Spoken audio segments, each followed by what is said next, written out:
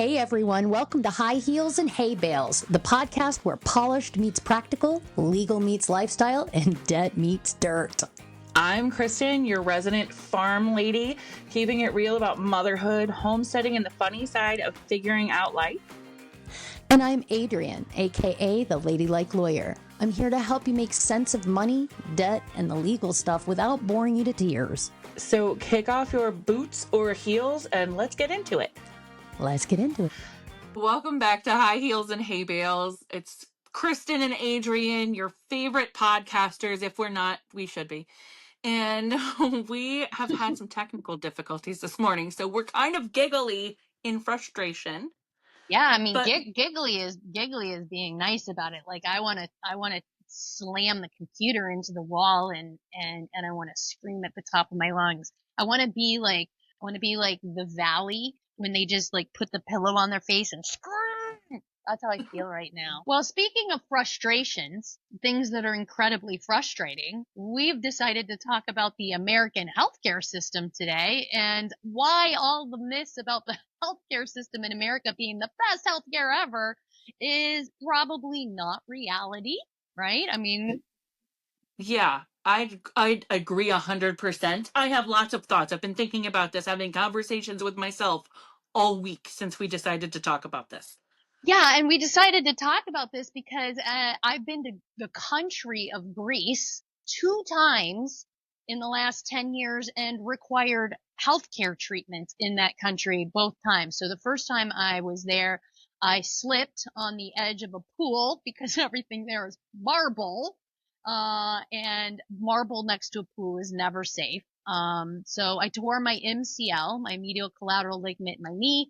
Had to seek medical treatment in Greece. And then this past trip, I was there with my son who got an ear infection. And it wasn't just one of those ear infections that we could fix with some, over the counter swimmer's ear drops. He actually needed to see a doctor. And for the second time, I had to engage with a foreign country's healthcare system. And for the second time in a row, I was beyond impressed. And I couldn't believe that I didn't have to worry about how what parts of my body I was going to have to sell in order to pay this bill, because it cost $0. $0. And so oh, go ahead. Yeah, I mean, when I told you that, I mean, we just said we've got to talk about this. Yeah, it was.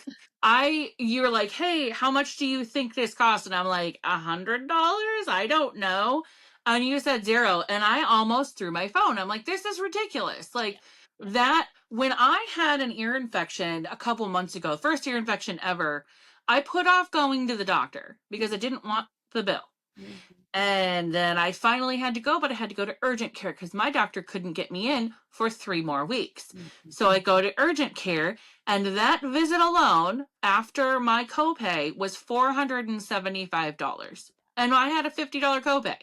Yeah. Like, and all they did, I looked in my ear, oh, that's a raging ear infection. Here's some antibiotics, go to the pharmacy, and then I had to pay for that too. Yeah. I mean, I think this myth that, I think a lot of Americans believe that capitalism actually makes our healthcare system better. They believe that, because our healthcare system is privatized and profit driven, it's going to be more innovative or faster or better. But, honestly, when profit is the goal, things like preventative care and long-term wellness and affordability, those things, boop, boop, boop, they take a back seat, yo. And I think we're starting to experience that since COVID. We saw so many people get burned out in the healthcare industry. That, along with the fact that, COVID was the great equalizer. People who didn't like what they were doing, that was the time that they figured it out, myself included. But like every other industry in America, we do not have enough people working in any of the industries that we really need to have people working in. So we have fewer and fewer doctors, and just like you, we have to wait weeks and months to see doctors in the United States. So tell me where the tremendous benefit comes from having this privatized system. What's the advantage, Kristen? On top of that, nothing. My other problem, I had this thought this morning, is the incorporation, if that's the right word, of all of the doctors. So I had a doctor for over 20 years, almost 20 years, who was a private doctor. They had a private medical care practice. I had to drive 40 minutes to get there, but it was totally worth it because when I walked in the door, I knew the secretary. And when I called, I knew the secretary. I knew as soon as I saw my doctor, if I said X, Y, and Z are wrong, he said, let's test for X, Y, and Z. And now I have switched to, unfortunately, the Cleveland Clinic because that's what we have. I mean, we have another system, but I have problems with that. Whatever. Yeah. Anyway, I have to call the answering system to schedule an appointment. And if it's an emergency, they're like, just go to the emergency room. Yeah. Excuse the hell out of me. And then on top of that, Cleveland Clinic says, hey, you know what? You have to pay your co-pays before we see you. And if you don't have the money, reschedule. Yeah. It's all for profit and it's disgusting. It is absolutely disgusting. And I don't know, other than the whole system imploding, I don't know how to fix it because it's all the government's fault. And I know I'm going to sound crazy saying that, but lobbyists have made it hard. Pharmaceutical lobbyists have made it harder. I mean, if you trace it all back, I know I sound like a conspiracy nut right now, but realistically, it all goes back to the capitalism and what can we get from the government and the subsidies and all that other crap. All right, I'll shut up now because I see you're like, No, I mean, you're right. I mean, I think you're a regular, normal person who's sitting back and wondering, what the hell is all of this for, right? I mean, the reality is that when you get your medical care, when your medical care is a business, getting sick is good for profits, right? But when it's a public service, as it is in every other Western first world country, getting healthier is the goal. So getting healthy is not the goal in the United States, right? It's just like with credit cards, getting out of debt is never the goal. Their goal is to keep you stuck in this system so that you keep circling around and spending all of your money and wasting your time. And, we talk about the Cleveland Clinic. The Cleveland Clinic is the holy grail for a lot of people. I mean, we have people flying in from all around the world to come to the Cleveland Clinic. And that's what everybody says. First class service, first class. And it is first class if you get to the right people and you have all the right things. My mother, my parents have done very well in their life. At one point in time, they belonged to a club. I bet you didn't even know this existed. It's a concierge club with the Cleveland Clinic.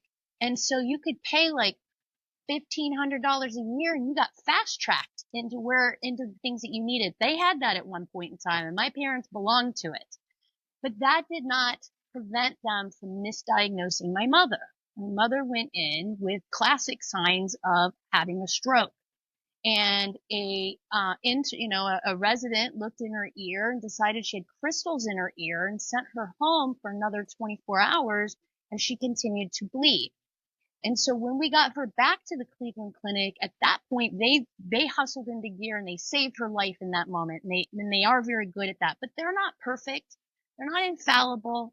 And, they make just the same mistakes as everybody else does, but yet they get to charge us. I mean, as a bankruptcy lawyer in the shadow of the Cleveland Clinic, living within 50, 60 miles of there, I am filing bankruptcy a lot. Bankruptcy is primary. The number one reason is medical bills. And Cleveland Clinic, as wonderful as they are no different than any other medical facility. Their job is to make money.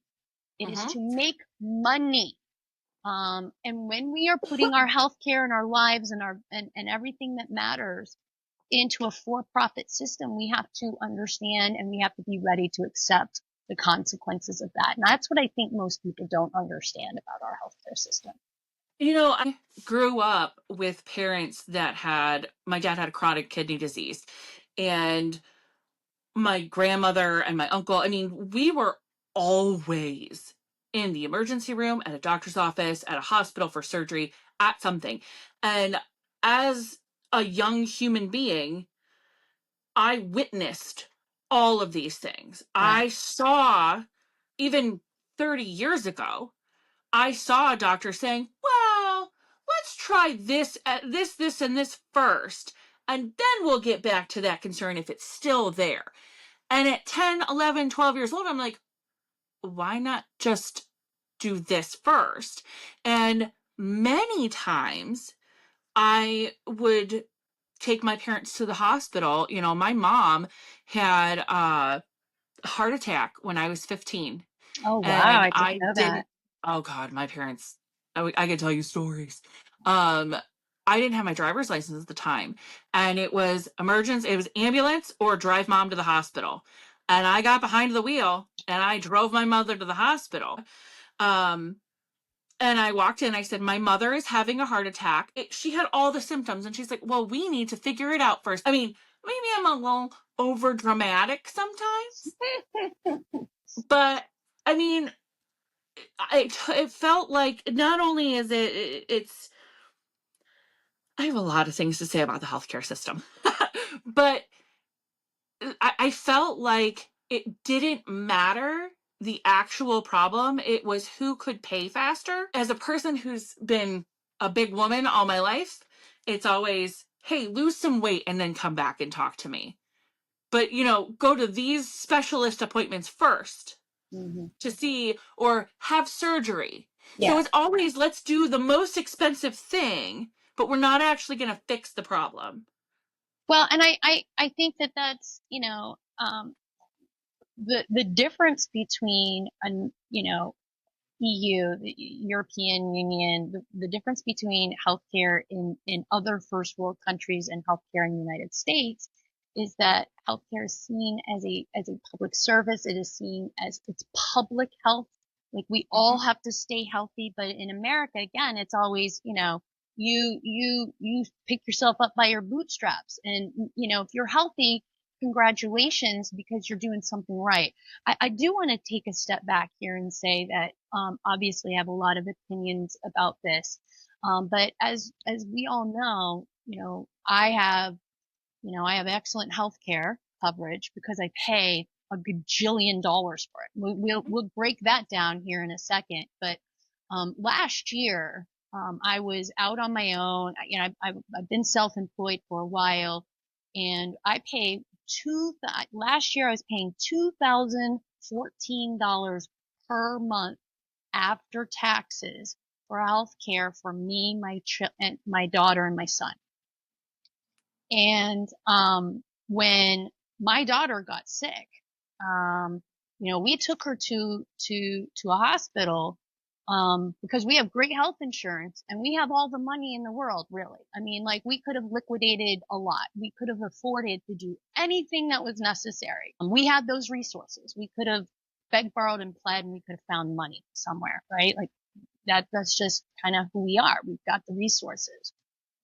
But none of the money in the world, was enough to give my daughter the care that I felt that she needed. I felt like she didn't get good care, and that's a whole nother story, but that's my opinion. And I remember standing there as she was dying in a small little hospital because they didn't transfer her, any of these things. I remember thinking to myself, I've done everything right. I have the health insurance. I have the money. I had whatever you need. Does she need brain surgery? You do whatever she needs. But none of that mattered.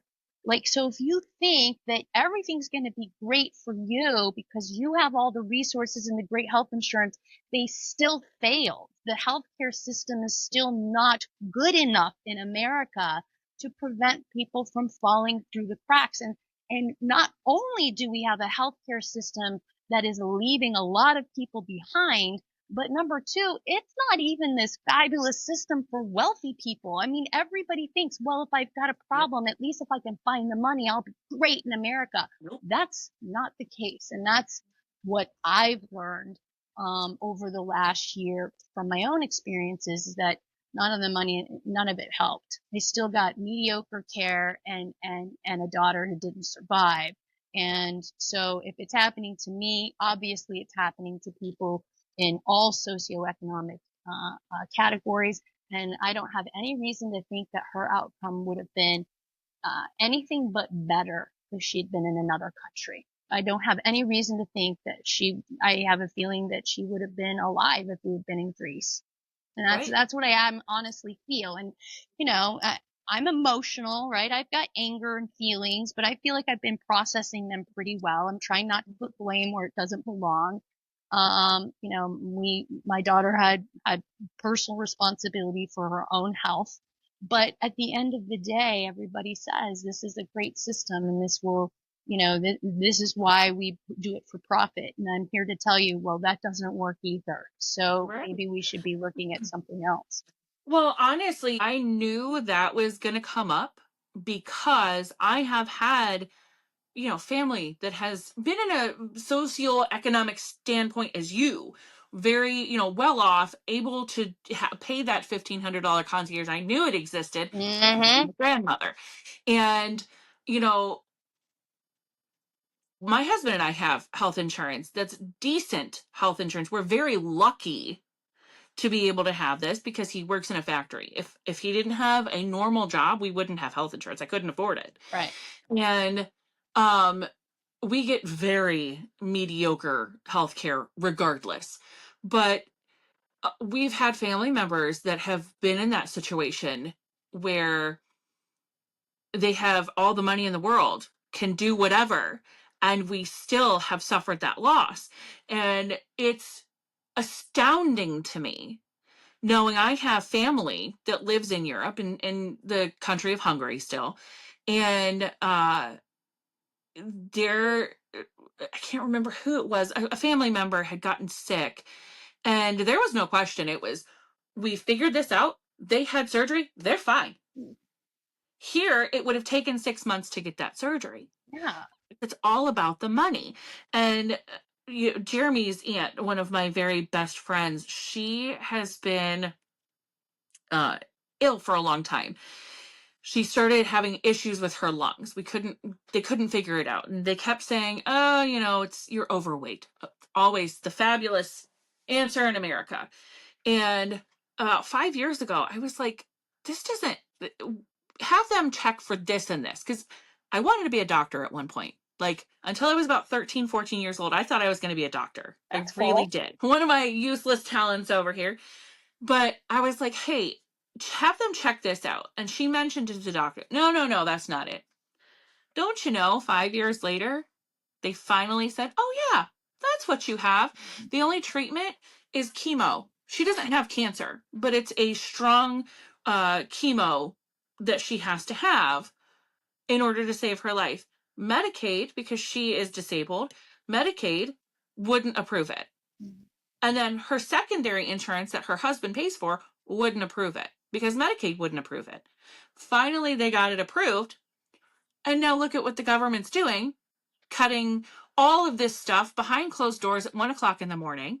Yeah. Yeah. And she is a Cleveland Clinic patient, again, because that's where we all freaking go now. And she has to pay all her copays before she does this. And she's like, I don't have the money to do this. How am I supposed to pay for this? Yeah. Yeah. How am I supposed to save my own life? It's the chemo is helping her. Mm-hmm. How am I supposed to keep going? Now that I've jumped through all of those hurdles, now I can't afford just to walk in the door. Yeah, I mean, let me tell you what I think everybody who's listening to this, who's going to defend the American healthcare system, is going to say. Oh, but they're taxes, and they're going to call it socialized medicine. And but let's talk for a second about. I had an argument with a friend of mine a couple of years ago. I had been to the country of Amsterdam in 2019. It was gorgeous. It was lovely. And one of my friends had a sibling who had to do some work in Amsterdam and had an apartment in Amsterdam. And so when I came back, I was like, oh my gosh, it was just so amazing being in Amsterdam. And this friend of mine looked at me and very disdainfully said, Well, you couldn't afford to live in Amsterdam based on what you make. They have to pay so much taxes you wouldn't be able to afford to live there. And I said, well, let's stop for a minute and let's break that down, right? Because let's talk about what you will get for your taxes. And I went through some numbers here, right? Think about it. At, let's just say the number $250,000, if that's your income. Okay. That was not my income at the time, but let's just use $250,000 as an income, as an example. Mm-hmm. In the United States, I'm at a marginal tax rate because it's, you know, it's lesser. If you're making $250,000, then you're going to be paying, I think I calculated out, 22.8% taxes overall. Okay. But that's not going to include a couple of other taxes, which I'll get to. But 22.8% on $250,000 is $57,000. So you're left with like, about 81, 91, 192, $192,000 in income. But then we have something called the net income investment tax for high earners. That's another 3.8%. Medicare tax, for high earn, that's another 0.9%. So that's another almost 5%, 4.7%. So when we take all that out, when I take out the taxes, all of the taxes, I'm left with 181,000 from 250 just on the taxes. Now, last year I was spending $24,000 a year in premiums, right? So $24,000 a year in premiums, that's after tax. So I had to earn $30,000 to pay 20. So I've got to earn another 30 there. Plus my deductible was $8,000. So I got to earn another 12,000 there, right? So now the difference in my income has gone down so dramatically just for me to be able to fund my health insurance. I'm now already down. If you'd just taken 40% of my taxes, I'm now down to where that would be. But because I live in America, I'm now subsidizing my own health care the way somebody else would, right? But I still don't have paid maternity or paternity leave. I still don't have low cost or free college. I still don't have subsidized childcare. I still don't have reliable, affordable public transportation. I still don't have sick leave, elder care, or even vacation time built into any of these laws.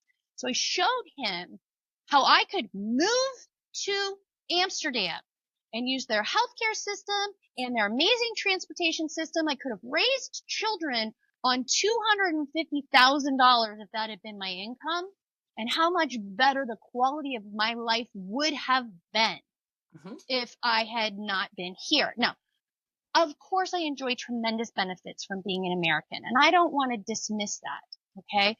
I'm only pointing out that, you know, the healthcare, health insurance premiums, deductibles, co-pays, surprise bills, childcare expenses, student loans, out-of-pocket care to take care of our elderly parents because we can't afford to put them in. I mean, nursing homes are expensive.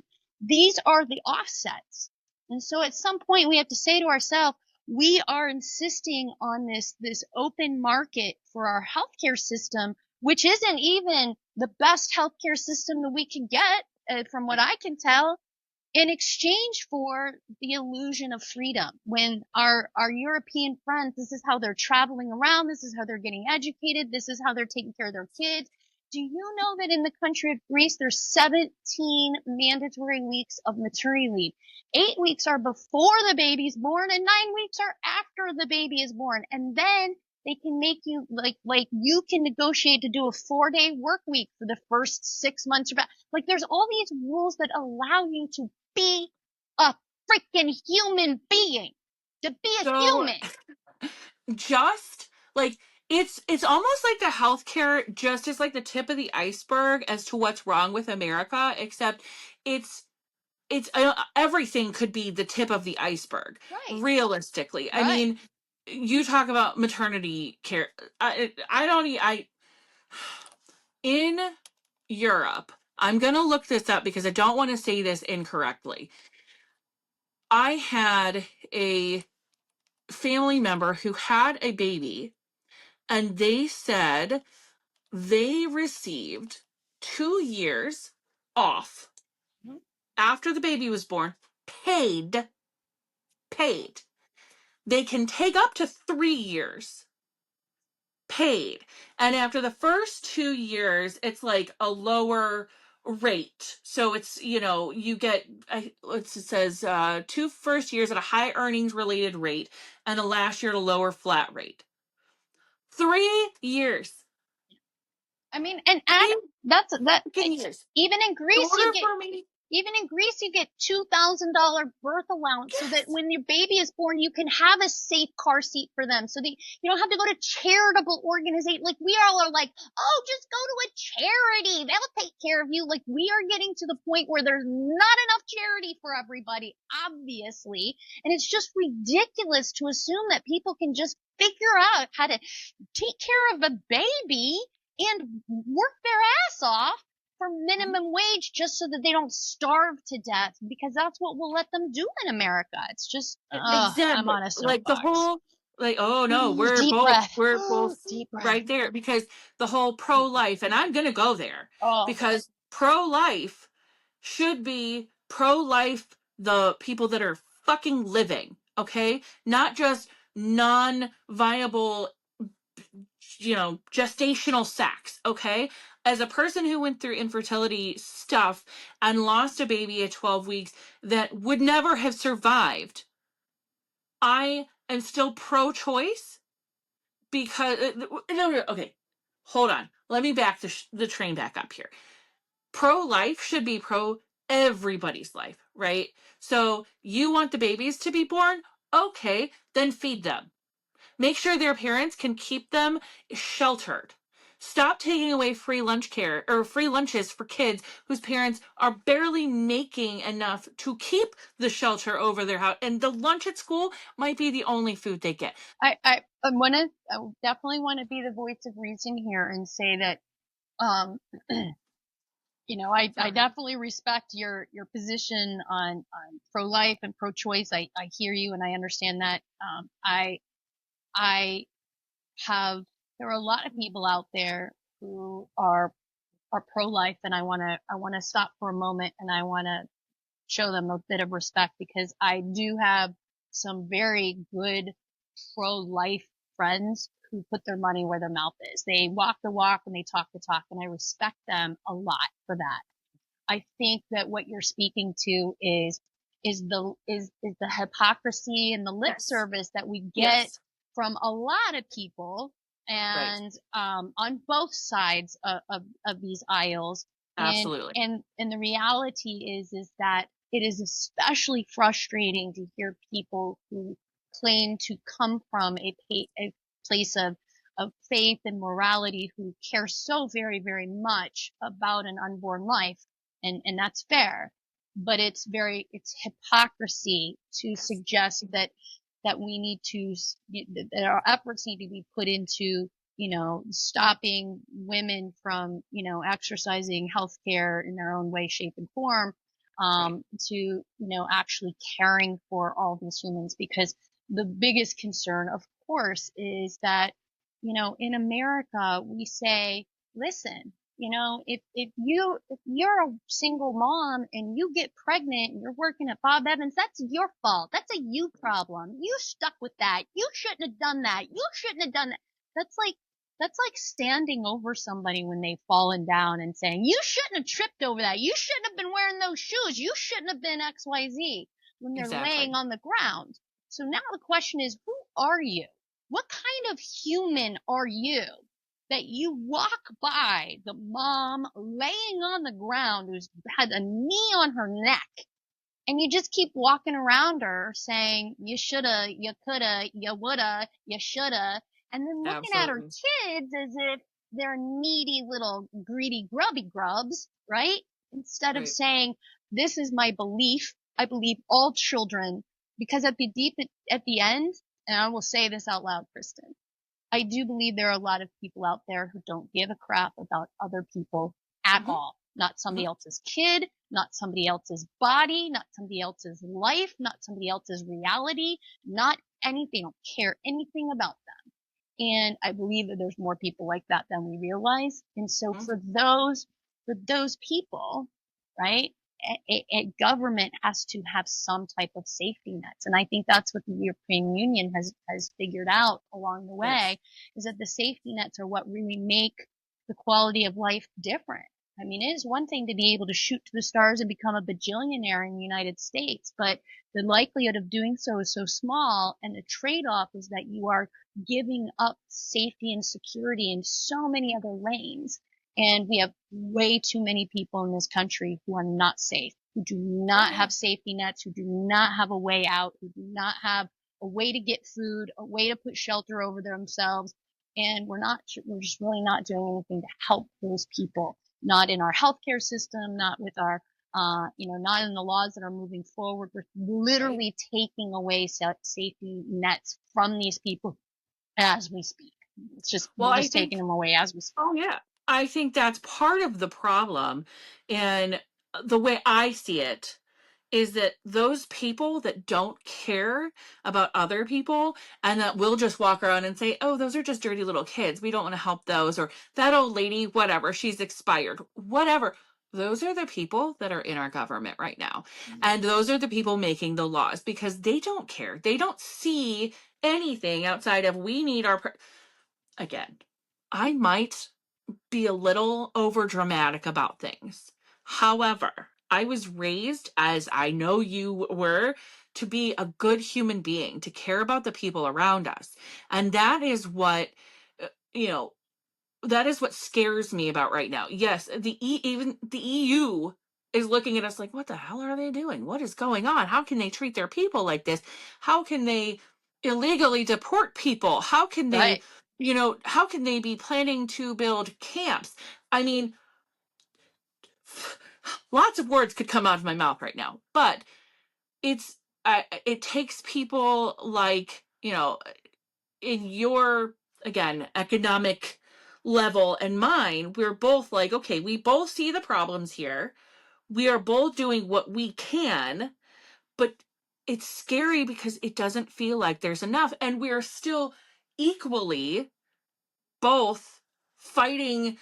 How are we going to afford, or how are we going to get a better situation for us? Like, it's a giant clusterfuck. Of course it is, Kristen. I mean, think about it. If I had to pay $2,014 every single damn month for health insurance, that's after taxes, Mm-hmm. right? Think of all, I mean, like, basically I had to earn like $2,800. The first $2,800 a month I earned went straight to health insurance, not even to the premiums, the copays, or anything like that. And, when you start to think about that kind of money, I mean, realistically, I had to earn over $45,000 in order to just simply pay for my two children. My husband's on Medicare. He's got a great system. Well, until this past week when the laws, Right. so that's going to change. But that's unmanageable as a small business owner. And let me tell you what else too. I did not realize this until this year, till we were doing taxes. I can't even claim the first $36,000 or $32,000 of it. Right? Like, where does anybody think this money's coming from? I'm not that rich. Like, what Right. do you think I could have been spending my money on if I wasn't spending it on this, on a system that didn't even save my kid? Right? Like, Right. I have some pretty big anger about it, but I just don't understand why we think that it's socialism to, for government to negotiate the price of insulin, but we think it's perfectly okay for billion-dollar companies to mark up the drug price by 500%. We're going to accept a 500% markup and kill our elderly people and our people with diabetes just so that we can say we're not socialists, just so we don't let the government negotiate these prices for us. I mean, hello. And Why are we accepting GoFundMe's and as a default healthcare plan? This is totally unacceptable. And for all those people who say, oh, you get free care when you go to the hospital. No, you no, don't. you don't. First off, they're gonna see you in an emergent situation, right? You're having a heart attack, you go in, they're gonna treat you. They're also gonna send you a damn bill. Okay. And you're going to have to try to negotiate some of it out of it. But here's what happens next. You still have to go to the cardiac lab for follow-up, to the rehab place. You still have to get tests. You still have to get blood work. And all that stuff costs money. And none of that stuff is done for free, even if you got the emergency room visit free somehow. I'm a bankruptcy lawyer. That just doesn't happen like that. People just think every single day nobody has to pay any medical bills.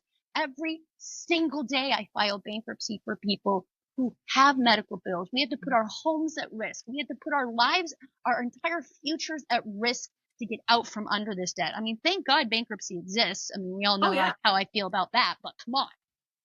Well, so there's a kind of a joke. I don't want to say it's a joke, but it kind of is, that farmers won't go to the hospital unless like a limb has been severed. Yeah, same with nurses. Right. You've got to get the field plowed. You got to get everything planted or this or that. And it's always a joke that when a farmer shows up, every critical care team is on the... But some of it you don't understand is because they don't have insurance, because they can't fucking afford insurance, because they can't even afford to live. Yeah. And, I'm small time. I'm Homesteader. Yes, I have health insurance. I have a scar this big on my leg from last year when I was putting up my fence. I sliced my leg open. I looked down. I said, well, that probably needs stitches. And I finished building 360 feet length of fence because I had to get it done. I came inside, cleaned it up, put a Band-Aid on it because I didn't want the bill. You know what, Kristen? When I was 9 years old, I was visiting my dad, and I had recurrent ear infections. I've had ear infections my whole life. In fact, I have one right now as we sit here now. But I had an ear infection. I was visiting my dad, and I knew my dad was out of work. I knew my dad didn't have a job at that moment. And I got an ear infection and did not tell him until my eardrum ruptured. It burst, and I had to go to the emergency room. The whole thing was way more expensive for him than ever. But somebody asked me, and I was doing a podcast interview, my first memory of feeling like, we didn't have money. And it was that moment. It was that rupturing the eardrum moment. And even at that age, and this is 40 years ago, even 40 years ago, I understood how expensive it was to go to the doctor. And I let my eardrum rupture, and trying to save my parents money. And I've never really forgotten that. So obviously medical care is big on my list of things here. And it's just very, very frustrating that we are not honest about it. What we have is a capitalistic healthcare system, and that is really designed not to necessarily get us super healthy. It's really designed to kind of keep us unhealthy. Oh yeah. And I mean, we could go into the whole pharmaceutical side of this, because that's a whole freaking nightmare, and it's in and of itself. Financially, my husband's on medication and we pick and choose. He knows which ones. I mean, we have decent health care, but he picks and chooses because he's like, well, I probably should do this one this month. And it's not good. It's not healthy. My dad, before he passed away, I used to do he used to have like a bucket of medicine. And every week I would fill up his daily thing. That was my weird thing I did for him. Yeah. And I remember as he got older and sicker and I got older, he was on home dialysis. We had things shipped to the house. I helped my mom do my dad's dialysis. I was there. I trained. I knew how to save his life like that in case something happened, which did several times. And I saw how much this cost. And as an adult, I was like, how in the hell are they going to afford? They had to live with my grandmother. How are they going to afford this? This is insane. And I still don't remember how it was afforded. It wasn't really. And my other grandmother, after my dad had passed, I think, had a massive heart attack. She was 80 something years old, walking to the mailbox, had a heart attack, and they ended up having she went to the hospital by ambulance and then was life flighted to the main campus, downtown Cleveland, and was in ICU. And she's on, Social Security. Right. She got a bill for that life flight.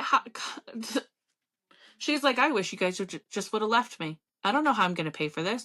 And she still has medication to this day. She's 92 years old. That she's like, I either have to pay this or I have to get my medicine. Yeah. Like, it just blows my mind that people think that this is an acceptable system.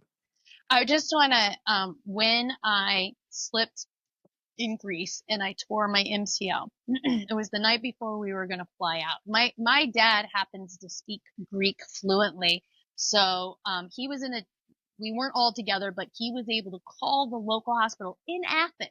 I was in Athens, it's like New York City. It's a big ass city.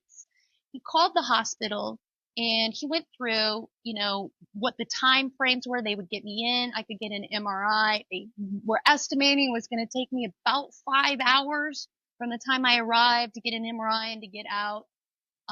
And so my husband decided to go walk to a pharmacy because we talked to the hotel and they were like, listen, try the pharmacy first. I'm like, pharmacy? I think I need knee surgery. And they're like, try the pharmacy first. So my husband goes down to the pharmacy and he talks to the pharmacist and the pharmacist says, listen, he took pictures of my knee and took it down there. And the pharmacist said, probably something is torn. And I had figured that out because I used to be a workers' comp. I used to be an injury attorney. So I actually know a few little things. I knew it wasn't a fracture, right? So he said, if it's a torn ligament of any kind, getting an MRI is not going to help you today.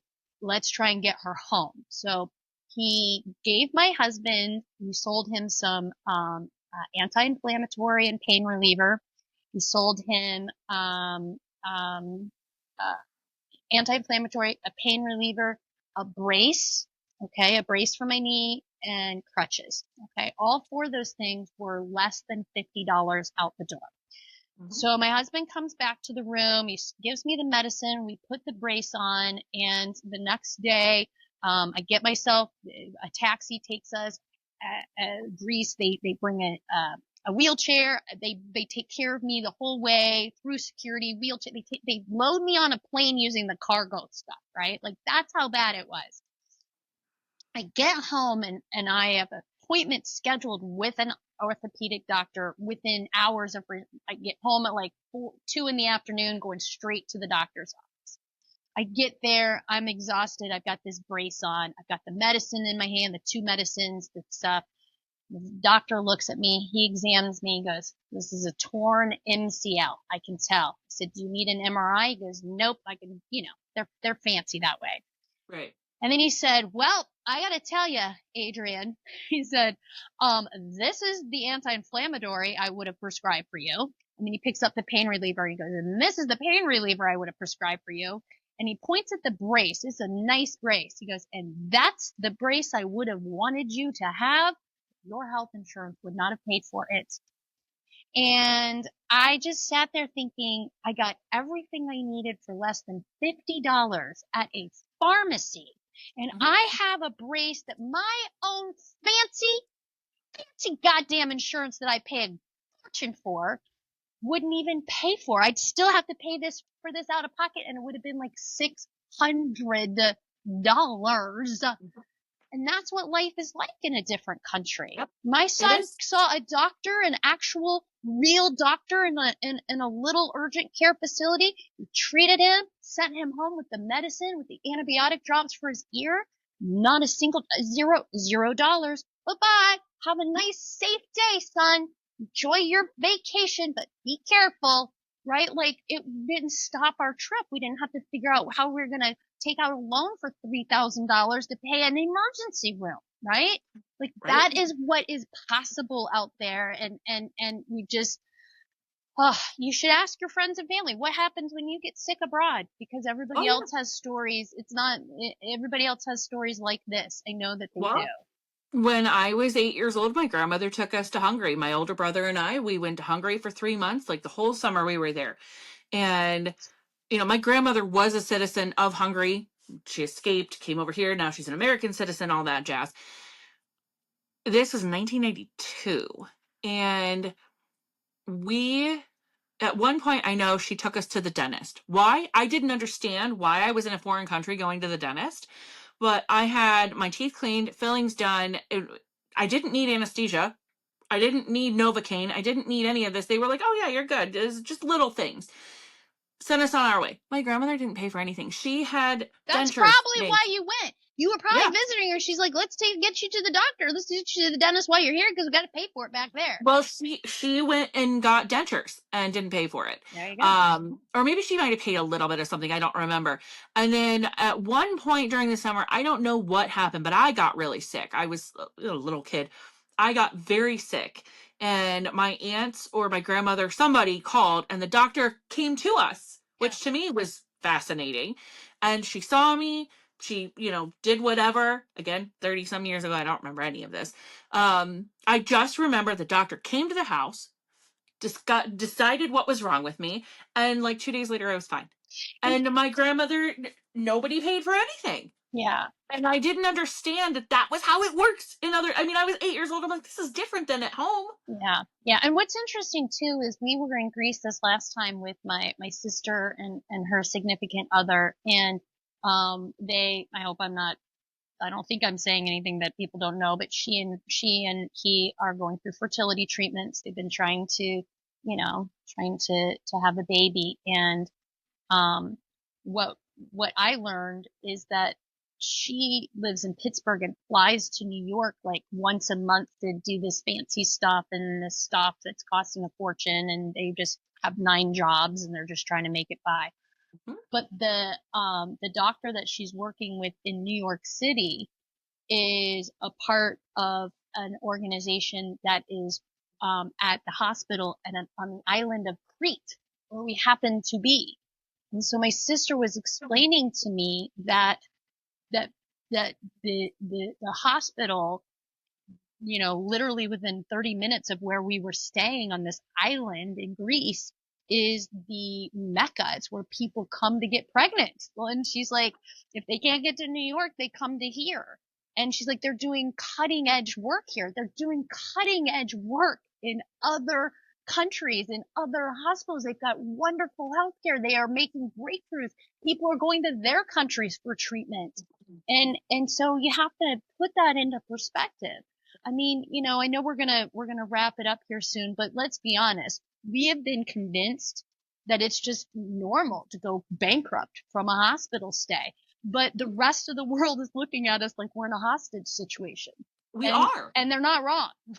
Right. They're not wrong. And it just keeps getting worse. I see, the fertility things, I've talked about it before. My husband and I went through fertility things. It is disgustingly expensive, but I know people that fly monthly to different countries, and I was offered to fly back to Hungary because they are doing the fact that we are leaving the country for healthcare, even though we still, in a lot of circumstances, still have to pay, because I know it's not perfect. It's not completely free everywhere. Yeah. There's a little bit of money. I mean, nothing's absolutely free, even in Greece, except for the emergency room visit, which literally costs nothing.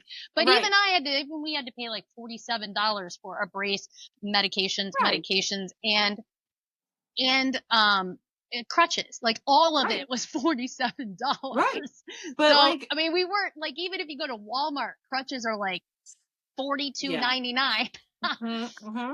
Well, the fertility thing, it's stuck in my head, obviously, because I've gone through this, but I know the cost of IVF is $25,000 to $30,000. And I knew you have said that you filed bankruptcy for people that have bankrupted themselves going through fertility treatments. We could never have afforded that. And thankfully, we haven't had to go that far into the process yet.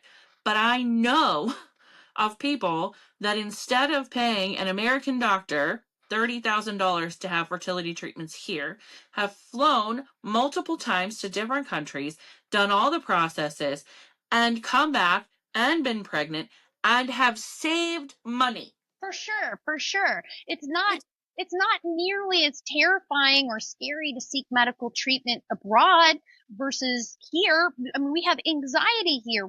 It's financially ruinous here. It's shockingly not terrible to have to seek medical treatment or to have the opportunity to seek medical treatment in another country. And I mean, at the end of the day, that's just That's just where we're at. If you are out there thinking that we have the greatest healthcare system in the world and that, that's why it's for profit, then you know what?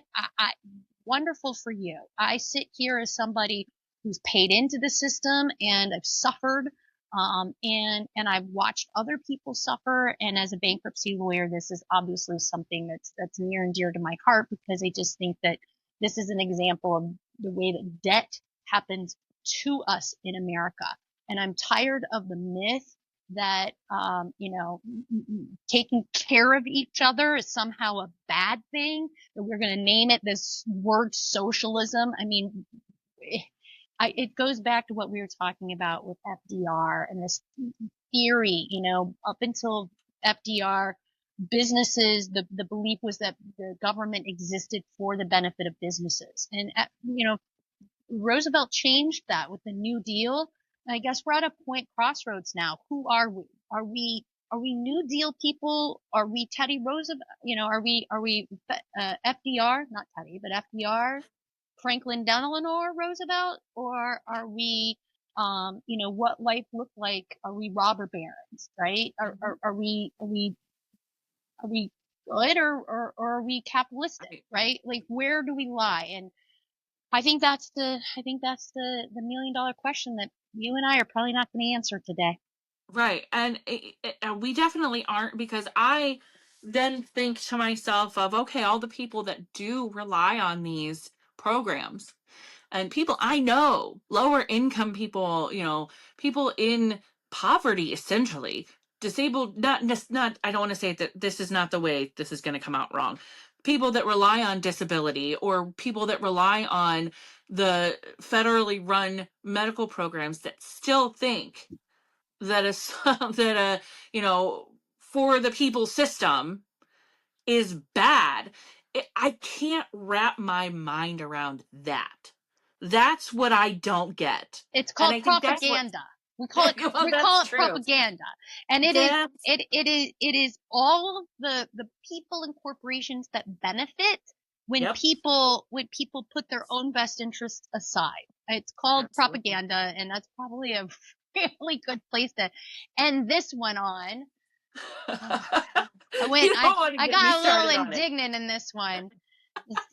I think we both. This is a touchy subject for a lot of people. It is, because I know how people feel about this. I know that I understand the socialist word scares people, and I'm not here to be a socialist. That's not what I'm doing. I'm trying to point out that just because we call something a word doesn't mean that it's good or bad. We have to analyze it to figure out where the benefits lie. And I definitely want to say there are a lot of amazing healthcare workers in the United States. I know a lot of them, nurses and doctors, and, I know a lot of people who are in it for the right reasons as well. We just need a system that is fair and safe and reliable. And that's just what we do not have right now.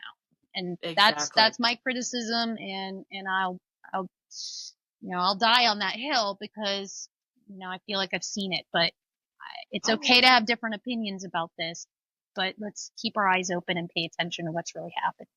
Absolutely. I think we're definitely on the same page about that. We each have our own experiences and hot trigger buttons. Yes. On this one.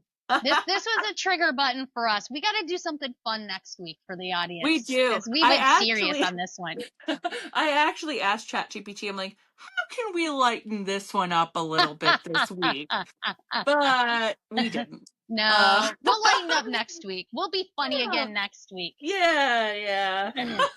It's hard to beat some of our hilarious stuff. It is.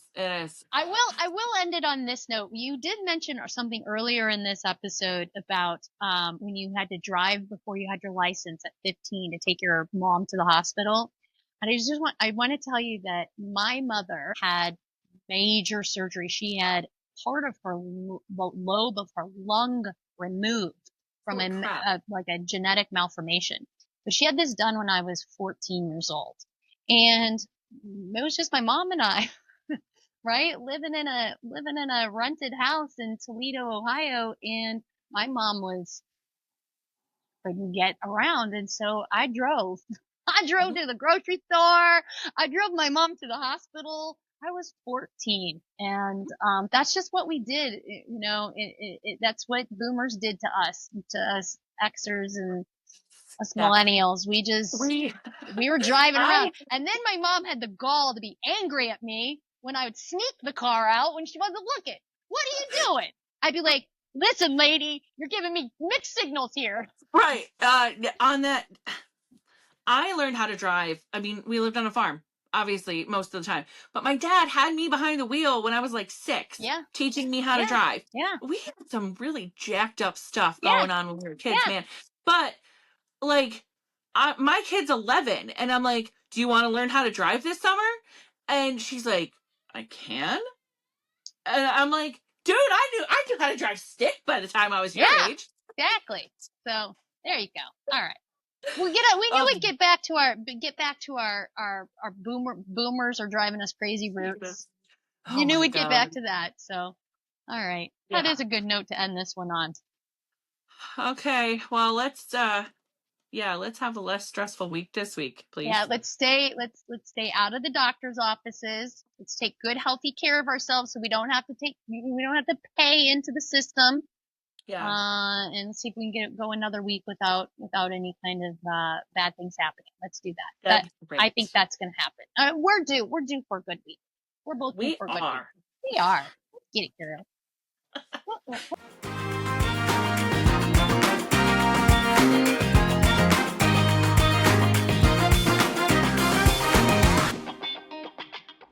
Thank you so much for hanging out with us today on High Heels and Hay Bales.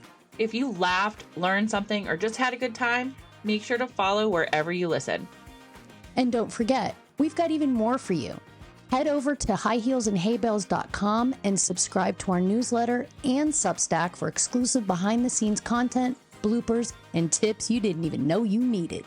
You can also connect with us on TikTok, Instagram, and Facebook.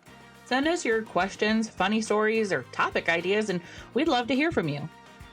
Until next time, stay grounded, stay laughing, and stay out of trouble. Well, mostly. See you next week.